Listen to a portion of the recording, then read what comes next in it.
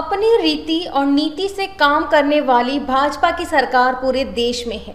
जो पार्टी कभी 2 सांसदों को लेकर केंद्र में बैठती थी, आज उसके पास करीब 303 सांसद हैं, जो भाजपा को पूर्ण बहुमत की ओर ले जा रही हैं। कहा जाता है कि भारतीय जनता पार्टी में संगठन के प्रति काम करने वालों को तवज्जो दी जाती है। संघ के दिशा निर्देशों में काम करने वाली पार्टी आज देश की सबसे बड़ी पार्टी बनकर उभरी है। भाजपा के पास लाखों कार्यकर्ता हैं जो अपनी निष्ठा के साथ काम करते हैं।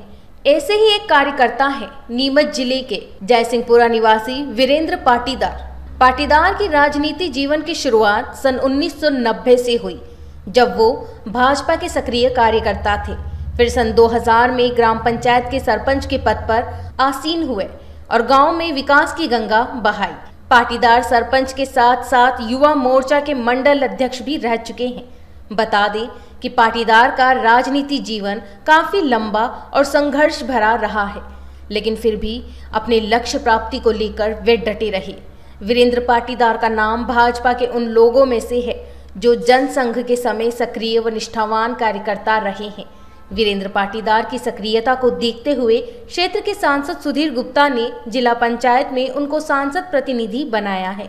पाटीदार के सांसद प्रतिनिधि बनते ही क्षेत्र के लोगों में खुशी की लहर दौड़ गई और जगह जगह फूल मालाओं से उनका स्वागत सत्कार हो रहा है। पाटीदार ने के खबर से बातचीत में कहा कि उनकी प्राथमिकता किसानों के लिए रहेगी और जिन किसानों की फसलें अफलन या ज़्यादा बारिश से नष्ट हो गई हैं, उनको उचित मुआवजे को लेकर प्रदेश सरकार और क्षेत्रीय सांसद से बात करेंगे और मुआवजा दिलवाया जाएगा और किसानों को कृषि कार्य करने के लिए जो भी समस्याएं आ रही है, उनका निराकरण कराया जाएगा। वीरेंद्र पाटीदार खुद एक किसान पुत्र हैं और किसान नेता भी हैं, तो किसानों से जुड़ी समस्याओं को उचित जगह ले जाकर निराकरण करवाएंगे और हमेशा किसान हित में काम करेंगे। हाँ सर, राजनीति कैरियर के बारे में। राजनीति का मेरे परिवार से संघ में मेरे पिताजी ने काम किया और हम जब छोटे थे तब हम जनसंघ के लिए छोटे छोटे थे तो पर्चियाँ जब आती थी चुनाव की, वो पर्चियाँ भरकर गांव में बांटते थे।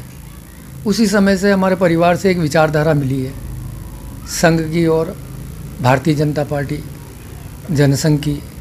तो ये विचारधारा से चलते चलते हम उसी परिप्रेक्ष्य में, उसी माहौल में बड़े हुए हैं। जब मैं सक्रिय राजनीति में आया तो मेरे को सबसे पहले युवा मोर्चा दक्षिण मंडल का अध्यक्ष बना। जब वहाँ पर हम कांग्रेस से लोहा लेते थे, उसके बाद धीरे धीरे करते करते मेरे को मंडल अध्यक्ष बना।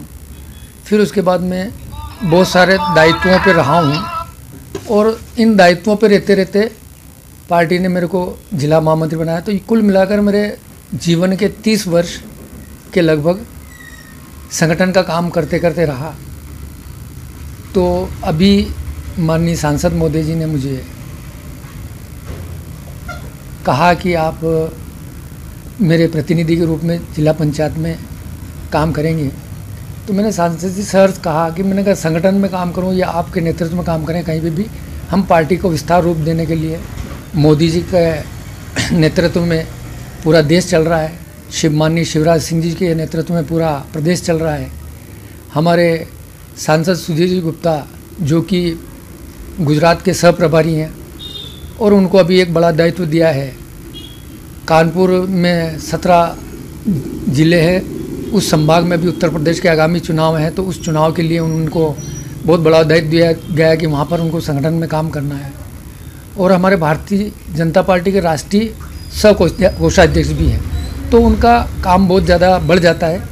तो ऐसे में वो अपने प्रतिनिधि नियुक्त करते हैं और ज़मीन पर नीचे काम करना। तो सांसद जी ने ये कहा कि आप जिला पंचायत के माध्यम से जितनी भी योजनाएं हैं, केंद्र सरकार की, राज्य सरकार की है, ग्रामीण क्षेत्र में हम लोग जिला पंचायत ग्रामीण क्षेत्र बिलोंग करती है, तो ग्रामीण क्षेत्र में हमारे कार्यकर्ताओं की तकलीफ ना हो, हमारे कार्यकर्ताओं को वहाँ जो जितनी भी केंद्र सरकार की और मध्य प्रदेश सरकार की जो योजना आती है वो योजनाएं उन तक पहुँचे, उन गरीबों तक पहुँचे।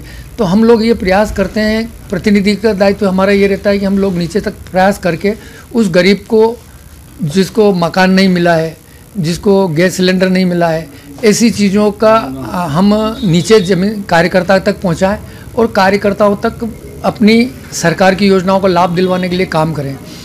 माननीय हमारे काबीना मंत्री ओम प्रकाश जी सकलेचा, हमारे विधायक दिलीप सिंह जी परियार साहब और हमारे जो मेरे मार्गदर्शक और मेरे गॉडफादर है माधव जी मारू, वो हमेशा मेरे को कहीं ना कहीं प्रोत्साहित करते रहते हैं, कहीं ना कहीं उनका मार्गदर्शन मिलता रहता है। और इन सभी नेताओं ने आज मेरे को जो ये मिलकर दायित्व दिया है, मैं उन सबका बहुत बहुत धन्यवाद आभार देना चाहता हूँ कि आपने मुझे इस लायक समझा। और मैं ज़मीन से जुड़ा हुआ व्यक्ति हूँ, तो मैं चाहता हूँ कि ज़मीन पर कार्यकर्ताओं के मैं काम करूँ और कार्यकर्ताओं के लिए सदैव कहीं ना कहीं इस बात की खुशी होती है कि कार्यकर्ताओं के काम होते हैं, तो एक आत्मा में संतोष होता है कि हम किसी गरीब की मदद करें।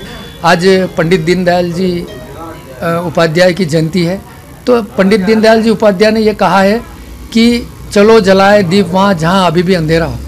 तो पंडित दीनदयाल जी का ये कहने का अर्थ था कि गरीब जो है उसका उत्थान कैसे हो, गरीब की अधिक से अधिक मदद करें और उसको सक्षम बनाए और जीवन के और हम सब लोगों के मुख्य धारा में उसको जोड़ें। ऐसी विचारधारा लेकर माननीय प्रधानमंत्री जी, माननीय सांसद जी ये चलते हैं कि हम भारतीय जनता पार्टी का जो प्रत्येक कार्यकर्ता है वही विचारधारा लेकर चलता है कि गरीब का उत्थान हो और हमारे देश में उनका सम्मान, समाज में सम्मान मिले। ये सब बातें हम लेके भारतीय जनता पार्टी चलती है और माननीय प्रधानमंत्री जी, माननीय सांसद जी के नेतृत्व में हम काम करते हैं। मैं सभी का बहुत बहुत आभार धन्यवाद देता हूं कि इस लायक उन्होंने मेरे को समझा कि क्षेत्र में काम करूं। भाई साहब, जिला पंचायत कहीं ना कहीं ग्रामीण क्षेत्रों के अंतर्गत ही काफ़ी महत्वपूर्ण स्थान रखती है। आप किसान क्षेत्र से भी आते हैं, किसानों के लिए क्या रहेगा आपका? किसानों के लिए वहाँ जितने भी डिपार्टमेंट है, वो कृषि डिपार्टमेंट हो या जोन से जितने भी विद्युत डिपार्टमेंट, जितने भी डिपार्टमेंट है वो वहाँ पर उनकी तरफ से जो योजनाएं रहती है वो सारी वहाँ रखी जाती है। अब मेरी जब भी प्रथम बैठक होगी तो वहाँ पर मेरे को पूरा उससे अवगत कराया जाएगा कि क्या क्या योजना चल रही है, हम किसानों के लिए क्या कर सकते हैं। जैसे अभी अतिवृष्टि हो गई है, तो अतिवृष्टि कारण अगर पहली बैठक होती है या वैसे मैं कलेक्टर साहब से मिलने वाला हूँ कल, तो मैं कहूँगा कि जो किसानों के लिए जो अभी अतिवृष्टि हुई है और अतिवृष्टि के कारण आप फसल का नुकसानी करवा कर और किसानों को कहीं ना कहीं राहत मिलनी चाहिए। क्योंकि किसान का जब एक फसल खराब हो जाती है तो वो 4 साल पीछे चला जाता है। अगर उसकी फसल, क्योंकि वो लागत लगाता है, लागत लगाने में उसको कुछ नहीं मिलता है तो वो डूब जाता है। इसलिए हम चाहते हैं कि किसान का भला कहाँ से हो सकता है, फसल बीमा कहाँ मिल सकती है, अगर उसको मुआवजा मिल सके तो मुआवजा की व्यवस्था करवाने के लिए, तो ये सारा विषय जो किसानों के बीच में आता है वो हम कहीं ना कहीं रखेंगे। संसदीय क्षेत्र की बात कर वैसा अभी तक नीमच मंदसौर संसदीय क्षेत्र में जितने सांसद बने, नीमच जिला का अभी तक एक नहीं बना, इसके बारे में क्या है? ये क्या है कि बस अब दायित्व जो और पार्टी संगठन जो चाहता है, पार्टी संगठन क्या है कि योग्यता के आधार पर उनके सारे फीडबैक देखे जाते हैं, कौन कितना करे, क्योंकि संसदीय से कोई छोटा मोटा नहीं है। और पार्टी ऊपर से, जैसे आप देख लो ना, गुजरात में लाए एक पहली बार विधायक बने और उनको मुख्यमंत्री बना दिया, तो ये भारतीय जनता पार्टी कर सकती है। भारतीय जनता पार्टी क्षेत्रवाद नहीं देखती है कि मंदसौर से है कि नीमच से है कि जावत से, उनको जहाँ से उपयुक्त उम्मीदवार लगता है पार्टी स्थान देती है। एक चीज़ और देखने का ये है, संसदीय क्षेत्र में जितनी मूलभूत सुविधा है सारी मंदसौर को दी जा रही है। नीमच में अभी तक कोई मूलभूत सुविधा नहीं, चाहे मेडिकल कॉलेज ले लो, चाहे पोस्ट ऑफिस जो इनका नया बना है वो ले लो, कुछ भी नहीं।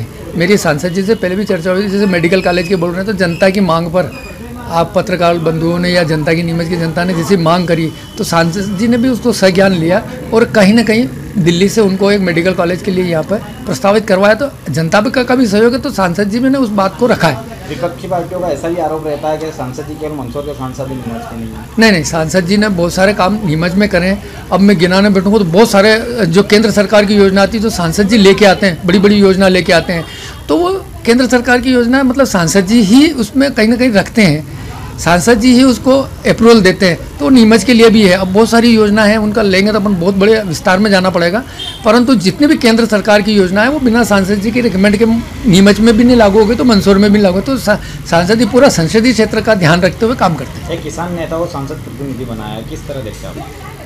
क्योंकि ग्रामीण क्षेत्र से आता है और कहीं ना कहीं हमारे जो मार्गदर्शक हैं, जनप्रतिनिधि, जिलाध्यक्ष जी हैं, माननीय सांसद जी हैं, उन सभी ने मुझ में कुछ देखा होगा कि ये क्षेत्र में कैसे ज़मीन पे काम कर सकता है, तो उन्होंने मेरे को जो दायित्व दिया है तो मैं सोचता हूँ कि मैं ज़मीन में नीचे तक कार्यकर्ता के घर तक पहुँच के और उसकी समस्या का समाधान कैसे हो वो मैं करूँगा।